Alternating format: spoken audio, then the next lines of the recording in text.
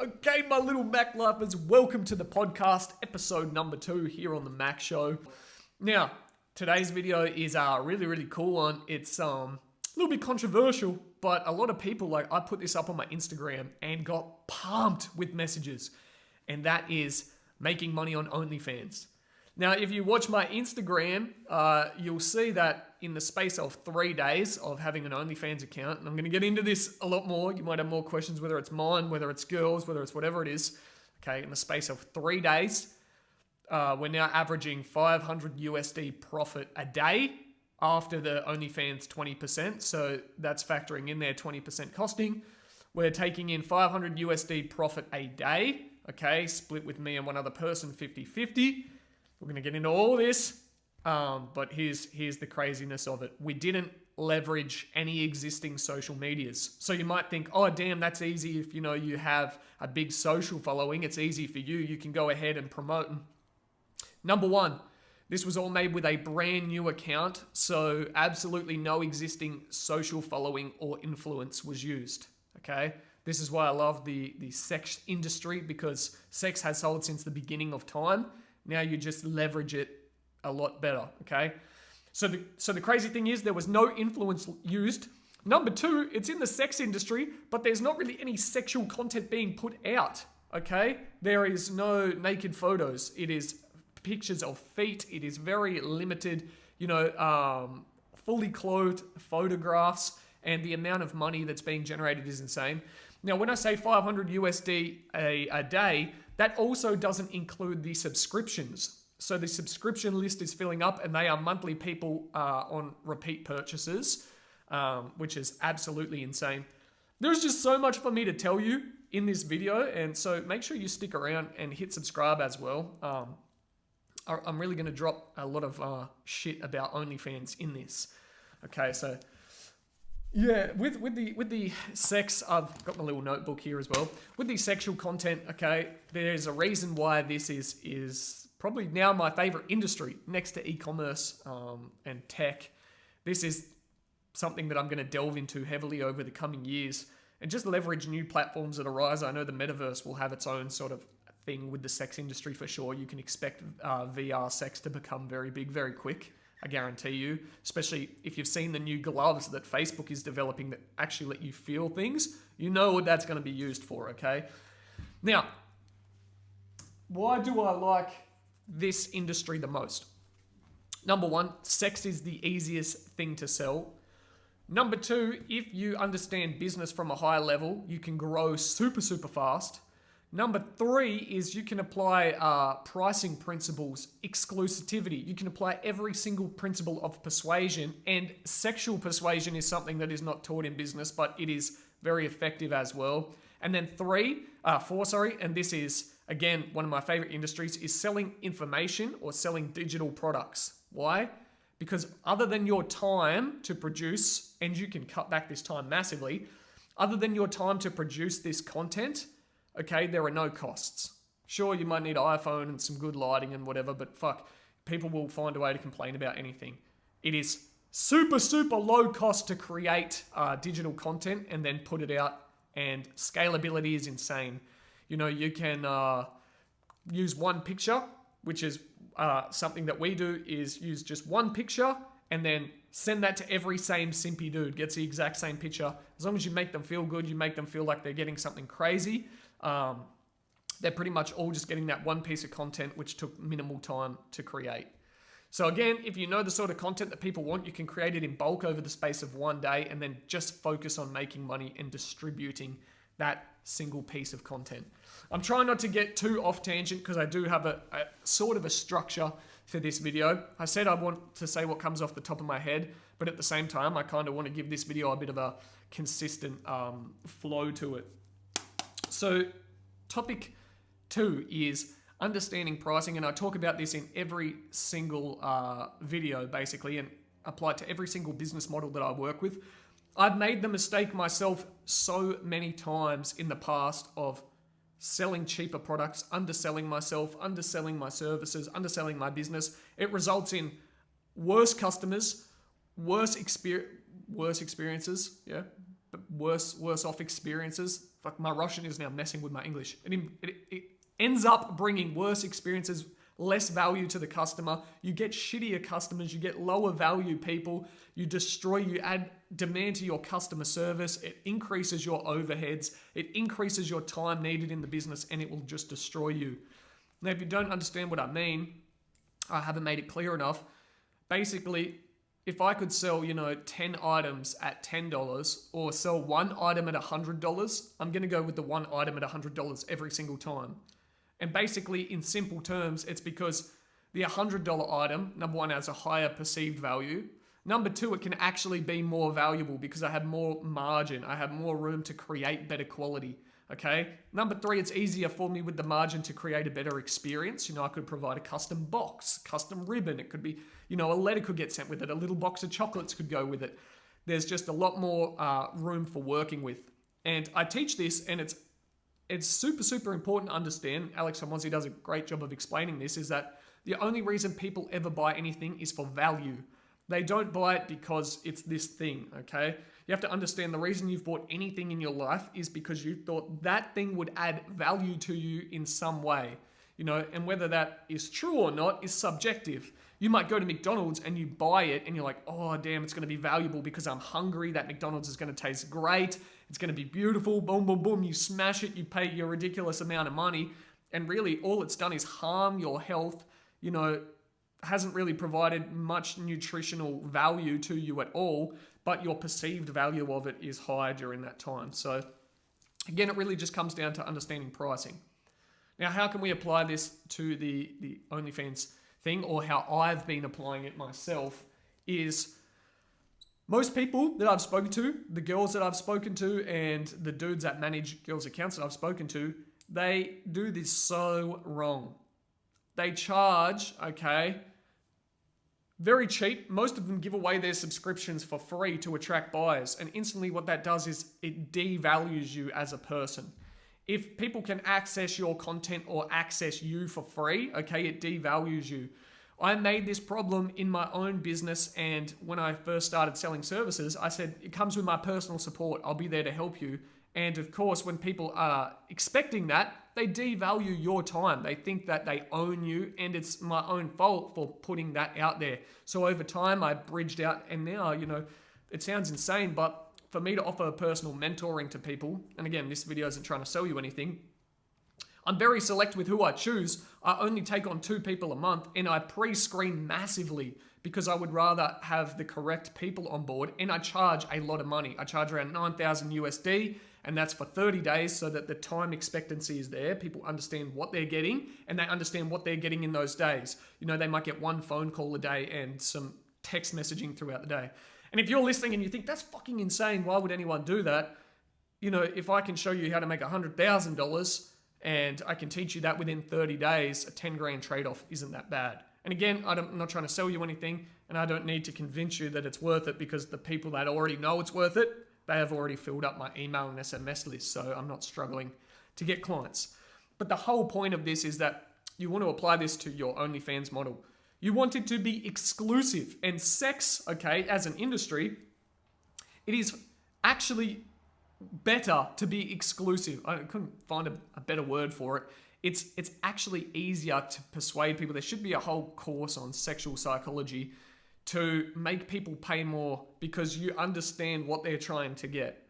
The ultimate peak of a sexual experience, and unless you're some crazy fucking into tantric sex and you're deep in all this sort of shit, for the majority of the population, the ultimate experience of sex, or the pinnacle point, is to reach climax, for someone to orgasm. So what your job as the snake oil salesman you are is to milk every dollar out of these people and not let them orgasm all the way up to the point of, boom, there's your release, you feel thing. But remember, this is where 99% of these people go wrong. The dudes that are paying for this content, or the chicks, I'm not going to discriminate, but generally the dudes that are paying for this content, they're paying for your content, they're whacking off, and they're trying to reach climax. It is your job to not let them until you're satisfied that they have given you enough money. Now, whether you agree with me or not, whether this industry fits you, I'm not here to debate. I'm just going to teach you all how I'm making money and how the industry works. So basically, your goal is to milk every dollar possible. Just give them a hint, just give them a hint, just give them a hint, give them a hint, give them a hint, give them a hint, give them a hint, and then boom, you let them finish, whatever, they come back in a few days and they'll go again because that's what people do. Sex is addictive. So another reason that this industry is so great is you have hormones or chemical hormones working for you. Those motherfuckers are going to get horny again in a few days and they're going to be back, okay? If you've provided them with a valuable experience, they're going to be back. There's a whole set of ways into making, experiences valuable that I can teach, but I'm not going to get into that because it's very deep, okay? Trying to stick to the flow.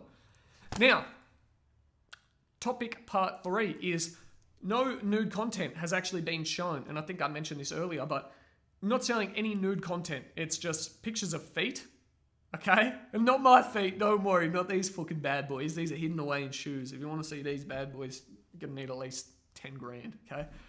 Okay, it's pictures of feet, women's feet, okay? And that is pretty much the entirety of the content. Women's feet and then some, not heavily clothed, but skimpy clothed photos, no face, okay? Use a fake account. As I said, no existing socials have been leveraged, so it's completely anonymous. And then you don't realize how much money you can actually make with this by selling people to their fetishes.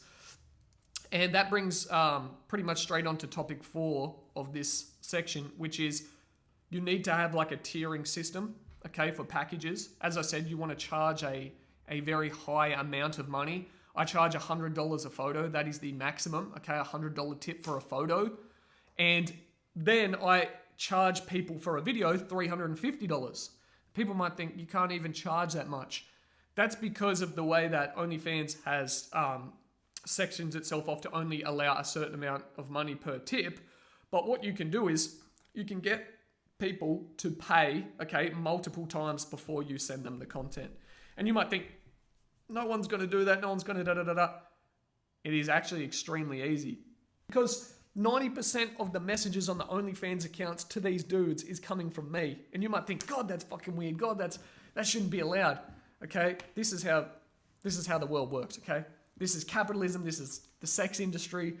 You should understand that there's going to be weird units out there doing that shit, okay? If someone wants to get off over pictures of feet, and I'm willing to supply that, and I'm willing to do the persuasive conversation up until that point, fuck, I'm going to get paid. Now, this part, I don't want to fucking come across as someone trying to sell you something either, but I am going to be going into this heavily. I am going to do a little mini course on all of how you could launch your own OnlyFans business. And this isn't the end of the podcast, all right? This is a little part from our sponsors, okay? Myself. I'm going to be releasing the mini course in a few days. It's going to have some practical information, just step by step. This is how, if you're a girl, to monetize this, how to create, a fake profile. This is how to get people to buy your shit, and super fast. As I said, I got to making this much money in the space of a few days without leveraging any social connection. This is the platforms we use. This is how to remarket. This is how to build the email list over time as well. This is how much to charge for shit. Okay, this is how to reply to people, copy, paste replies. If you're a dude, this is how to find girls to work for you on a 50-50 split using different things like Tinder, which most people don't know. There's just going to be about 10 videos. They're going to be, 5 or 6 minutes each. So for girls, leverage your existing assets, leverage yourself. If you have other girlfriends, okay, you can create a group channel. Say you have one other girlfriend, you could go 50-50s and then use that and both promote from 2 separate profiles, and you could bring in way more because people are way more down for that sort of content. Okay, if you're a dude, you can still leverage yourself if you're a sexy dude. I think the majority of the... Excuse me, car outside.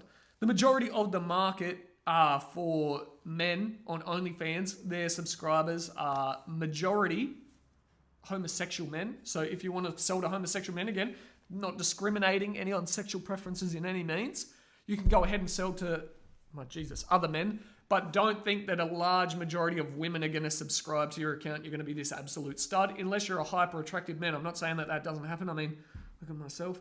But, okay, understand the market. The majority of dudes that are going to buy your content, if you're a dude, is homosexual men. If you're comfortable with that, or you're a homosexual man yourself, get out there and make some money. So, that brings me to the point of, if you're a dude and you don't want to leverage yourself, there are two means which you can go ahead. You can either scout girls and offer them a partnership, okay? Again, many dudes undersell themselves. They say like, I'll manage it for 10%. Fucking 10%. 50-50, okay? 50-50. If you're a dude, go ahead, get girls and manage their account. Now, there's a few ways to get girls. A lot of dudes ask me, I'm not going to talk about it here on the podcast, but you have to be persuasive. Okay, again, all these skills that I teach are transferable. You have to be persuasive to understand. And persuasion is just giving that other person value. The same way you're persuading these dudes to buy sex, you need to persuade that girl with what she wants. Why is she creating this account? Is it for clout? Is it for more money? If it's for clout, you can help her boost her socials magnificently if you understand and you have skills that can be applied. If she wants more money and you can bring more money to the table for the both of you and genuinely can do that, then it should be an easy sell, okay? It's when you don't have confidence and you don't have skills that these things are hard to do because you don't have skills or experience. That's when I would say offer a less percentage in exchange for experience and then leverage your experience for better deals in the future. This is where 99% of people go wrong. They say, well, I don't have experience. Well, I don't have marketing skills. Well, listen, motherfucker. Go out there and take the 10% deal with any girl you can. Get your foot in the fucking door and then leverage your experience, okay? Say, me and this girl are making this much. And then promote, and build yourself until you have girls working 50-50. High ticket packages. So, hierarchy system of selling. The very top thing that I can think of selling is something that's extremely personalized, hyper erotic, okay, and brings people to the point of climax time and time again. What's something that they could use for that? Okay, you think about that. Used lingerie has been a massive business for ages. There was a girl, a TikTok star, she sold her bath water. She had a bath, she bottled it up and she sold her bath water and made millions of dollars or hundreds of thousands to millions of dollars, okay, for her bath water. There are some sick individuals out there. It's not your job to judge these people. If you want to make money, don't judge. Just make money from them, okay? Used lingerie. Sell that for $1,000 to $2,000 a pop. Now, again, that's going to be harder to sell on OnlyFans because you can't sell outside of OnlyFans according to their guidelines and their rules, okay? But we like to dance around not dance around the law, but we like to dance around rules. Don't mix these up. A lot of people mix these up. They mix up. Like, for example, they're like, but you can't create 10 Facebook accounts. That's illegal. No, it's not illegal, motherfucker. It's against Facebook's terms of service. They're not the fucking law, okay? Yes, you can get banned. There are consequences that can unfold from doing that as well as benefits. This is what people don't understand. There are consequences. Oh, that's a good sale. $566. There are consequences and benefits, okay? But it's not illegal. To do other things, maybe, fake someone's identity, that would be illegal, okay? But that's only against Facebook's terms of service. So understand that you can dance around the platform's rules. Now, this whole thing has a point, right? Fuck, I can understand why learning language is so hard too, because you go off on so many tangents, it's very hard to concentrate. So, now I've nearly forgot what the point is. The point is that you can't sell, okay, outside of OnlyFans.